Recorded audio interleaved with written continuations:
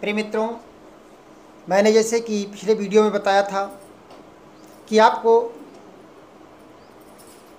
लग्न राशि ये बारे में बताएंगे कि ये मार्गी हैं।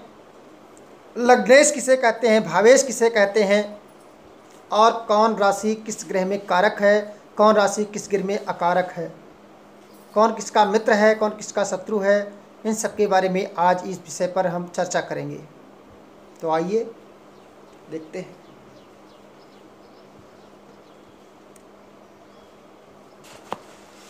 मेन जो होता है, मैंने विषय बताया था, उस विषय पर ही आज हम बात करने वाले हैं। आपको सारी चीज़ें बता चुके हैं।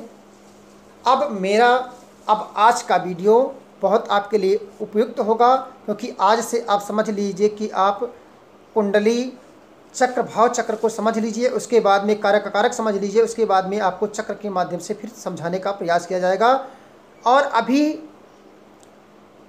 ये समझना आपके लिए बहुत ज़रूरी है, क्योंकि जो अभी तक मैंने बताया ही है, ये समझो कि पंचांग से संबंधित ये गणित ज्योतिष में बता रहा हूँ, और फलित ज्योतिष अभी इसमें कोई चर्चा नहीं हुई है। अब इतना समझ लेने के बाद में आप फलित ज्योतिष एक ज्योतिषकर्ता बन सकते हैं। और नहीं, अगर पिछला वीडियो जो आप नहीं देखे हैं तो पिछला वीडियो ज़रूर देख लीजिए, क्योंकि 1 से लेकर के और 12 नंबर तक ये गणित ज्योतिष है। और इस ज्योतिष को जिसने नहीं समझा, 15 नंबर तक जाएगा, और 15 नंबर तक की कुंडली जो मैंने दिखाया है, बताया है, उसके बारे में अगर आप नहीं समझ सकते हैं, नहीं समझे हैं, तो फिर से देख करके वीडियो समझ लीजिए, क्योंकि फलित ज्योतिष उतने ज़्यादा समझने में आपको आसानी होगी। इतना शार्ट में कोई समझाने वाला नहीं मिलेगा। आपको एक एक चैप्टर बना के एक एक कॉलम की लोग बताते हैं, लेकिन इसमें मैंने पूरा दृश्य एक छोटे से में दिखा दिया है। बहुत लोग वर्षों लगा देते हैं, नहीं बता पाते। तो लग्न, आज पहला चैप्टर जो है, लग्न क्या है, लग्न किसे कहते हैं। जिस समय जातक का जन्म होता है, उस वक्त आकाश में पूर्व दिशा में जो राशि उदय होती है, उसे ही जातक की कुंडली में लग्न कहा जाता है। एक बात और स्पष्ट समझ लीजिए कि सूर्य जिस राशि में होता है, सूर्य जिस राशि में होता है, लग्न उस समय उसी राशि का होगा। सूर्य जिस राशि में होता है, लग्न उसी राशि का होगा। उस समय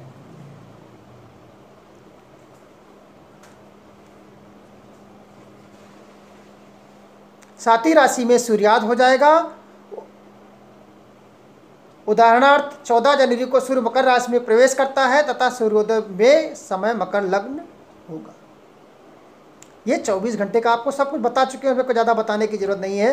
तो आपने समझ लिया होगा कि सूर्य जिस राशि में होता है, लग्न उस समय उसी राशि का होगा। लग्न का नाम, राशि का नाम एक ही होगा, लेकिन समझने वाली बात आज बहुत इंपॉर्टेंट है कि लग्न भाव दोनों का नाम एक ही होगा और गिनती भी एक ही होगी, 1 से 12 तक ही होगी। तो दोनों को समझ लीजिए। चंद्र कुंडली में चंद्र से लिया जाता है, उसमें चंद्रमा जिस समय बच्चा जन्म लिया है, चंद्रमा जिसमें होगा, उस समय वो चंद्र कुंडली का निर्माण होगा और राशि उसकी होगी। उस राशि के हिसाब से बताया जाएगा, राशि कुंडली होगी। पहले राशि कुंडली नहीं देखी जाती थी, पहले चंद्र कुंडली से ही बताया जाता था। नक्षत्र और चंद्र कुंडली, नक्षत्र और लग्न कुंडली देखी जाती थी। अब पाश्चात्य ज्योतिषियों ने, वर्तमान ज्योतिषियों ने इस चंद्र कुंडली का भी निर्माण कर लिया है। चंद्र कुंडली राशियों से ज़्यादा बताते हैं, क्योंकि लग्न में स्पष्ट हो जाता है, जहाँ गलत होगा गलत होगा, जहाँ सही होगा सही होगा। लेकिन लिखने में आप कुंडली लिखवाएंगे अगर, तो ज़्यादातर लोग चंद्र कुंडली ही लिख के दे देते हैं, लग्न कुंडली नहीं बताते, क्योंकि लग्न में अच्छा बुरा दोनों रहता है और सब लोग सुनना अच्छा ही चाहते हैं। अब जन्म राशि वही बता रहा था कि जन्म के समय जिस चंद्रमा जिस राशि पर होगा, जातक की वही राशि होगी। चंद्रमा से नक्षत्र को देख करके उसको जान लिया जाता है कि चंद्रमा किस नक्षत्र में इस समय संचरण कर रहा है, वो नक्षत्र हो जाएगा। और जो समय जो चंद्रमा जिस राशि में होगा, वही उसकी राशि होगी। अब जन्म कुंडली क्या है कि जिस लग्न काल में बालक बालिका का जन्म होता है, उस समय ग्रहों की जो स्थिति होती है, आकाशीय जो स्थिति होती है, वही मिलकर जन्म कुंडली का निर्माण करते हैं। जो आकाश की स्थिति होती है वही जन्म कुंडली का निर्माण करते हैं। जन्म कुंडली में 12 राशि ग्रह विद्यमान हमेशा रहते हैं। अब जन्म कुंडली में 12 घर भी बनाए जाते हैं। उसमें शीर्ष पर लग्न रख लिख करके बाकी राशियों का अंक लिख करके आगे के अंक 12 तक लिख करके पुनः 1 से आरंभ करके करते हैं और 12 राशियां होती हैं। अंक राशि राशियों को समझने का संकेत। अभी हम राशियों बताएंगे, 12 राशियां होती हैं, चक्र बताएंगे आगे, और उसमें ये भी बताएंगे कि भाव कैसे होते हैं, उसको दिखाया जाएगा पूरा, किससे क्या देखा जाता है ये भी बताया जाएगा। तो आज तो भी मार्गी अब देख लीजिए कि जब कोई ग्रह अपने पथ पर अपनी निश्चित चाल से चलता है और आगे अग्रसर होता है तो उसे मार्गी ग्रह कहा जाता है। सूर्य चंद्रमा सदैव मार्गी होते हैं, ये कभी वक्री नहीं होते, ये मार्गी ही रहते हैं। सूर्य चंद्रमा हमेशा मार्गी रहते हैं, ये ध्यान देने की बात है। और वक्री ग्रह में जब कोई ग्रह अपनी निश्चित चाल से पीछे बैक जाने लगता है, उल्टा चलने लगता है तो उसे वक्री कहते हैं। लेकिन राहु केतु हमेशा उल्टा ही चलते हैं, वो सीधा कभी चलते ही नहीं, हमेशा उल्टे ही चलते हैं। ज्योतिष में वक्री ग्रह जहाँ पर लिखा होता है वहाँ पर प्लस का चिन्ह पंचांग में आपके बना होगा, स्पष्ट हो जाता है। अब भाव क्या है? भाव कुंडली कि जन्म कुंडली में 12 घर होते हैं। जन्म कुंडली में 12 घर होते हैं, इसे हम भाव कहते हैं। अब भाव में पहला भाव तनु, धन, दूसरा धन, तीसरा पराक्रम, सुख, संतान, फिर छठा शत्रु, 7वें से स्त्री और 8वें से आयु, 9वें से भाग्य और 10वें से कर्म, 11वें से लाभ और 12वें से व्यय भाव कहा जाता है। और इससे वही भाव देखा जाता है। आगे इसका बहुत विस्तार किस किस भाव से कौन क्या क्या देखा जाता है सब चीज़ें हम बताएंगे। लेकिन अभी आप इसके लिए समझ लीजिए कि पहला तनु, धन, पराक्रम, सुख, संतान, शत्रु, स्त्री, आयु, भाग्य, कर्म, लाभ, व्यय, ये 12 चीज़ें आपको बताई गई हैं। अब लग्नेश किसे कहते हैं? तो लग्नेश लग्न स्थित राशि का स्वामी को लग्नेश कहते हैं। लग्न स्थित राशि के स्वामी को लग्नेश कहा जाता है। क्योंकि आगे जब मैं बोलूँगा तो लग्नेश भावेश करके ही बोलूँगा, तो समझना आपको बहुत ज़रूरी है।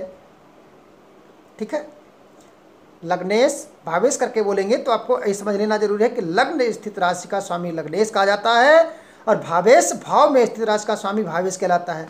अब यहाँ नक्षत्र का विवरण मैं आपको पहले ही बता चुका हूँ, उनके शरीरांग भी बताए गए हैं कि कौन सा नक्षत्र किस नक्षत्र का मालिक होता है। लेकिन यहाँ पर अब ये सब बताने की ज़रूरत हमें नहीं है। आप उसको पढ़ेंगे, किताब लेंगे ज्योतिष की, अगर ज्योतिष चाहते हैं समझना तो उसके बारे में आप समझ सकते हैं। अब आज हम आपको चैप्टर में दिखाएंगे, आपको बता भी चुके हैं और फिर से दिखाना चाहते हैं कि कौन सा नक्षत्र, राशियों के बारे में बताया लेकिन नक्षत्रों के बारे में आपको आज एक चैप्टर और दिखा रहे हैं कि कौन सा नक्षत्र अश्विनी से लेकर 27 नक्षत्रों तक, कौन सा नक्षत्र सात्विक है, कौन सा तामस है और कौन सा राजस है। नक्षत्र, राशि और लग्न में गुण स्वभाव जैसा जिसका होता है, उसमें जो ग्रह बलवान होता है वैसे ही उस व्यक्ति की कुंडली, जातक की कुंडली का पूरा उसका स्वभाव गुण लक्षण वही व्यक्ति खींच लेता है, अपनी तरफ आकर्षित कर लेता है ग्रह। अगर नक्षत्र बलवान है तो नक्षत्र वाला खींच लेगा, अगर राशि वाला बलवान है तो राशि वाला खींच लेगा, अगर लग्न बलवान है तो लग्नेश वाला खींच लेगा, लग्नेश खींच लेगा। ये तीनों को समझना बहुत ज़रूरी है। तो आज आपको हम इसमें हम आपको एक चैप्टर बना कर दे देंगे, देख लीजिएगा कि अश्विनी का तामस, भरणी का राजस, कृतिका का राजस, रोहिणी का राजस, मृगशिरा का तामस, आद्रात का तामस, पुनर्वसु का सात्विक, पुष्य का सात्विक, अश्लेषा का सात्विक, मघा का सात्विक, पूर्वा फाल्गुनी का राजस, उत्तरा फाल्गुनी का राजस, हस्त का राजस, स्वाति का राजस, विशाखा का सात्विक, अनुराधा का तामस, ज्येष्ठा का सात्विक, मूल का तामस, पूर्वाषाढ़ा का राजस, उत्तराषाढ़ा का राजस, श्रवण का तामस, धनिष्ठा का तामस, सतपिसा का तामस, पूर्व भाद्रपद का सात्विक, उत्तर भाद्रपद का सात्विक, रेवती का सात्विक। इस तरह से हमारे ये 27 नक्षत्र है और 27 नक्षत्रों के गुण स्वभाव के बारे में बताया गया है, जिसको आपने समझ लिया होगा और न समझे हो तो समझ लीजिए। अब जैसे फिर से मैं बता रहा हूँ, आप नोट कर लीजिए कि राजस में कौन कौन आते हैं, तो आप नोट कर लीजिए। कृतिका उत्तरा फाल्गुनी, उत्तराषाढ़ा रेवती हस्त, श्रवण भरणी पूर्वा फाल्गुनी उत्तर पूर्वाषाढ़ा, ये राजस नक्षत्र हैं। आप सात्विक नक्षत्रों में नोट कर लीजिए कि पुनर्वसु विशाखा पूर्व भाद्रपद अश्लेषा ज्येष्ठा रेवती, सात्विक नक्षत्र हैं। पुनर्वसु विशाखा पूर्व भाद्रपद अश्लेषा ज्येष्ठा रेवती, ये सात्विक नक्षत्र हैं। अब नक्षत्रों का मान क्या है, बाकी जो बच रहे हैं वो सब तामस हैं। अब नक्षत्रों के मान के बारे में आपको पहले ही बता चुका हूँ कि 13 अंश 20 कला के होते हैं। अब उसके बारे में पूरा बताने के 360 अंश में डिवाइड करके आप जोड़ते चले जाएंगे, देखते चले जाएंगे, नक्षत्रों को जोड़ते चले जाएंगे, उसमें आपको पता चल जाएगा। अब हम आपको कारक के बारे में बता देंगे क्योंकि चैप्टर बहुत बड़ा हो रहा है। कारक के बारे में कौन सा किस ग्रह में कारक है, कौन सा किस में अकारक है।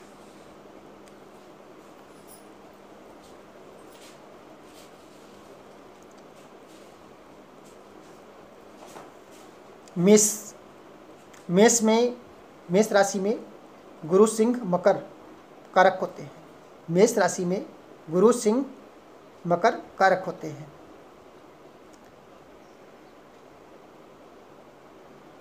आगे वीडियो देखिए क्योंकि ये वीडियो बहुत बड़ा हो रहा है, तो हम इसी को कारक और राशियों के तत्व के बारे में अगले वीडियो में बता रहे हैं क्योंकि वीडियो बहुत बड़ा हो रहा है। धन्यवाद।